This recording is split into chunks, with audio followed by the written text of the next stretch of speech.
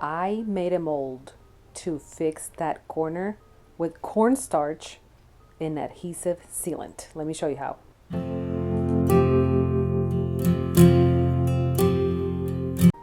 Hey guys, this is Eliana with White Knot Redesign. Thank you for being here again today. I bought this dresser at an online auction, but no, it wasn't my husband's. It was not disclosed that this big old chunk over here was missing from it. The only thing that the online auction description said was that the dresser needed a back. It's not a big a deal. I have fixed a couple of these pieces and I've created a couple of feet, legs, different things before, but it's the fact that they didn't say anything. Anyways, I normally start by adding a couple of screws and nails onto the piece where we need to build up that additional leg or additional piece of that leg. And the reason why you want to do this is so that you have something for the bondo or the putty to grip onto. Metal is usually the best to do this. If the nail doesn't go in completely until the part where you need it to be, for the head to be out, then you can just kind of bend it up or down and it's perfect. It gives you enough grip. I normally use quick wood because it's a 2-part epoxy that you basically cut as much as you need to. You mix it together, apply it where it needs to go, and then it dries pretty quickly, 15-20 minutes, and it's hard as a rock, and then you can build up as much as you need to.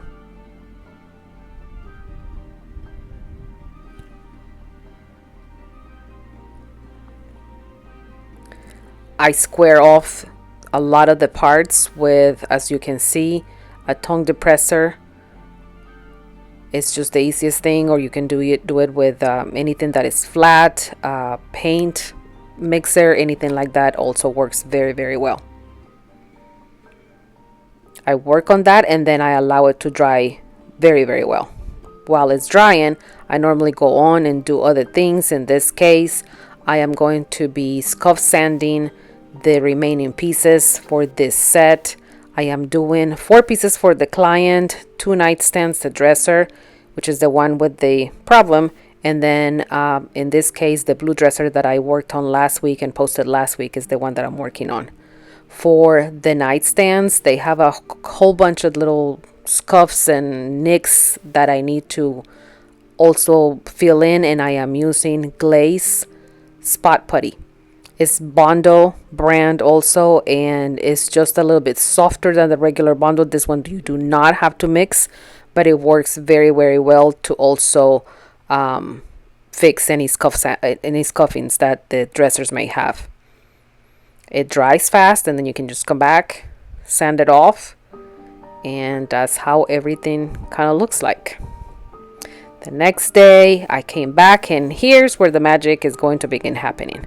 This is amazing mold putty, and basically is what I have normally used to create the molds that I have needed in the past. However, I have a friend who swears that with cornstarch and adhesive you can create a mold. So I'm going to give it a try.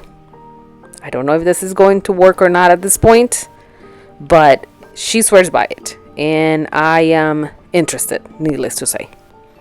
The worst part of this entire thing is that I need to touch cornstarch.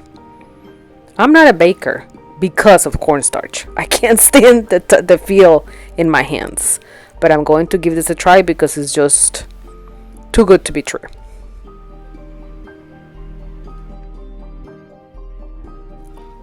There is no real formula to this mixture.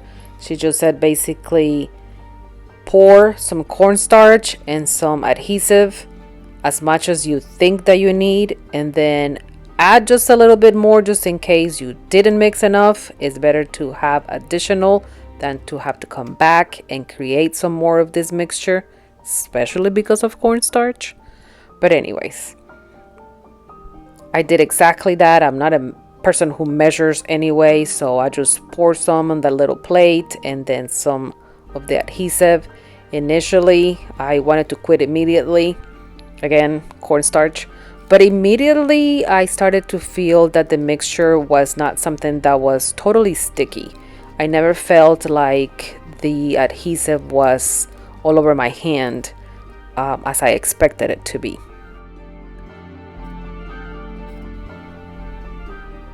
I added some more of it and continued kneading it into each other. And the more that I did this, the softer that it felt, and the more like the amazing putty that it felt. I was quite surprised.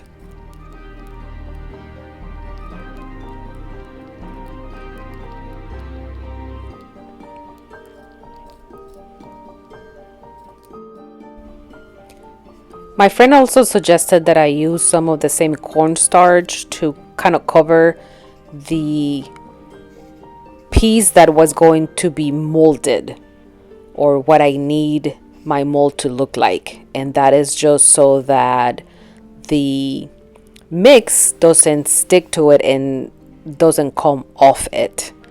I asked why we wouldn't use something like an oil.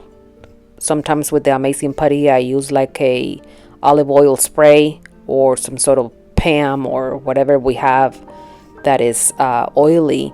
I haven't even used wax in some cases, but she said that in her opinion and in her experience, using some of the cornstarch was best. So that's what I did, and then I began to mold that piece. I am using the opposite side of the leg so that when I create the mold, I basically just flip it upside down and it creates exactly the angle that I need for the opposite side.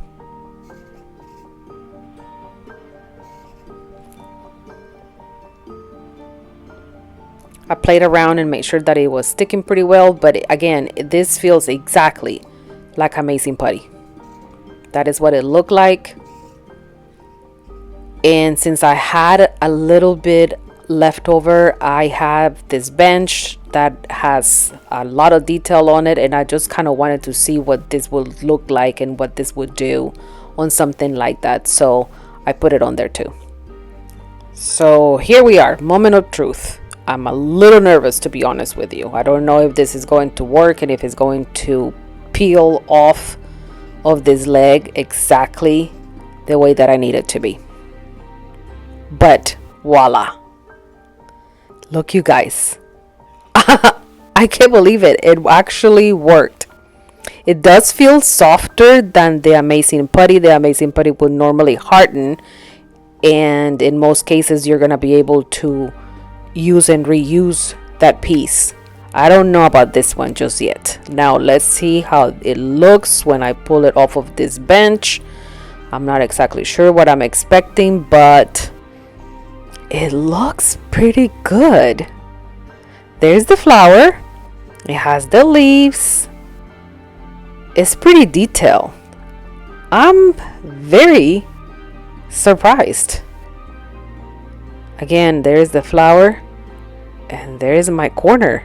I am shook.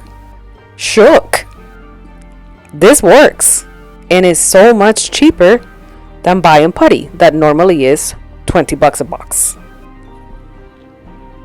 I came around and I mixed my Bondo, and now I'm going to have my second moment of truth and go on to here and hope for the best and fear for the worst. I am applying my newly built corner full of putty in it, not putty but Bondo, onto the part of the leg that needs to be built up. I am creating a leg, y'all. To make sure that it stays on there very well while it dries, I applied a couple of pieces of tape, and then I'm going to actually allow this to dry longer than I normally allow Bondo to work. normal time for Bondo is 15 to 20 minutes. Since this is a whole bunch more, I'm gonna go ahead and give it at least 30 minutes, but I'm probably gonna wait an hour just to be sure that it's all good.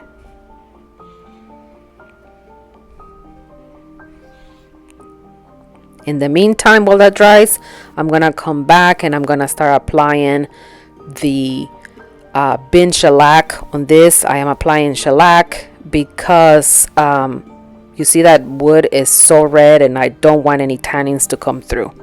I am doing it with a roller, and I've told you guys before that I am not a roller. I was never a roller before. I normally apply bin shellac with my sprayer, or I will buy the can one, but I rolled it. Looks pretty good. I'm coming back and here I am. I'm ready to pull this mold off to see if that leg corner is there, if this actually worked. Now, my expectation was to be able to pull the mold off and have it so that I could reuse it again. That is normally what happens with the amazing putty. This is not what happened this time, or at least this time with this mold that I created. I think my environment was a little bit too humid and this did not dry in the hour that I allowed it to be on there. I think it would have taken a little bit longer or a lot longer. My building is very humid and it is raining outside as I'm doing this, so that could have very well have been part of it. However, it looks really good. The Bondo is completely dry and I see a leg. It's not a perfect one, but it's a leg. It's giving me something to work with and something to go from. It looks pretty darn good to me. What do you all think? I called my husband to show him what I had created, and I'm gonna preview you into a conversation that I didn't know I was recording, but it did happen. Wow. That's crazy. All I need to do now is just even it out. Mm-hmm. And it's the same. Yeah. Because I evened it. I did this corner so that it would tie in with this corner. The thing it's not hard. I don't know if it's this building. I can build up or down with Bondo. I probably need to build it up a little bit more.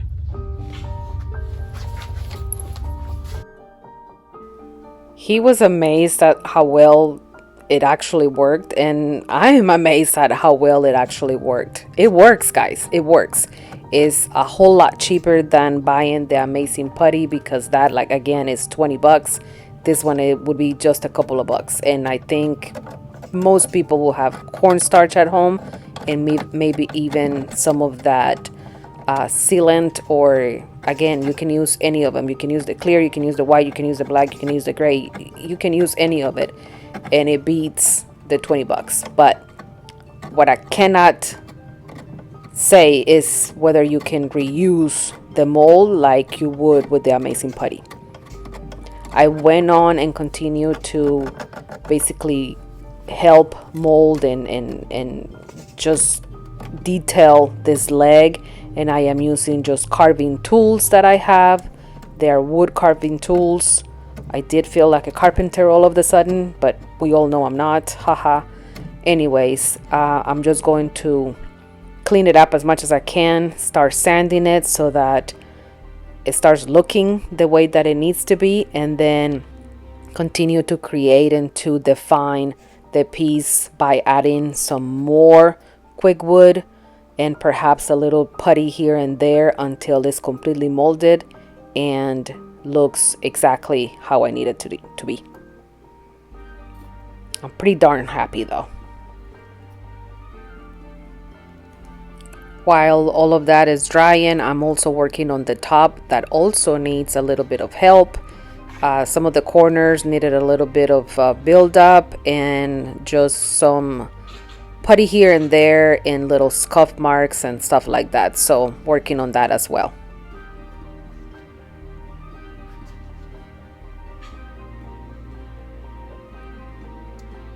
So here's what the leg looks like so far. Again, I do need to continue sanding it off to make sure that it's smooth, but I built it up completely.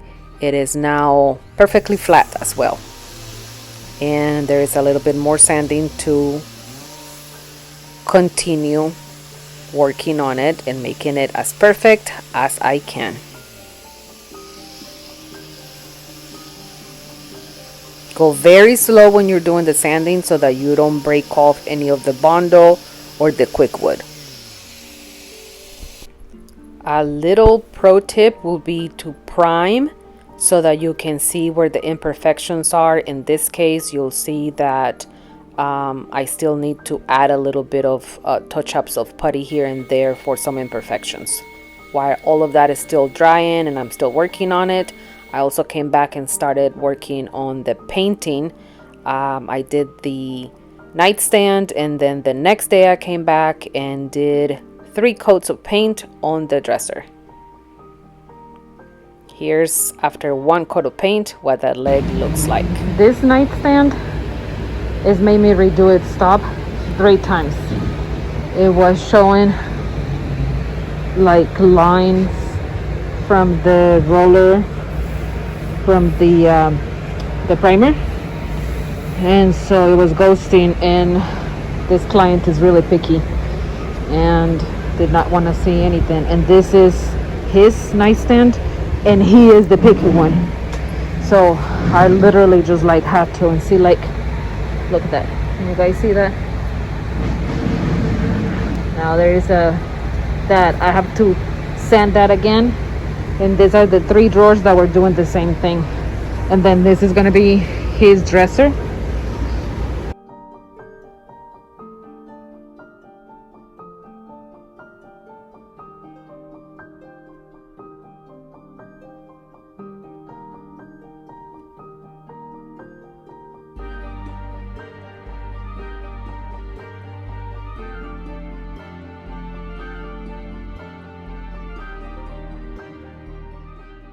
This is what the dresser that needed a whole leg, that leg, build up again. I did it by using Bondo and quick wood, but I created the mold with cornstarch and adhesive, something that we probably all have at home. That is what it looks like now, and I'm pretty darn proud.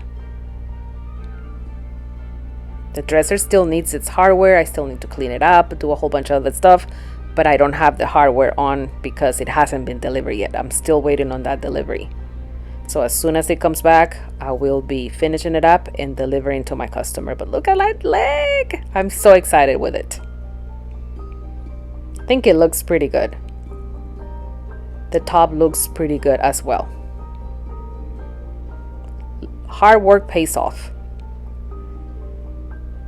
This is what the nightstands looked like before, and you'll see how they look now. Those were already delivered to my customer. I hope that this video has helped you. I hope that you can use this soon. Let me know when you do, what you think. In the meantime, I want to remind you that I am doing a series that is called 50 to 50 because I'll be 50 in May, and I decided, why not? Let's just video my daily life, blog it every single day until I turn 50. Please make sure that you leave me a comment, subscribe, turn on notifications, and don't forget to watch all the videos, and I will see you again next week. Bye.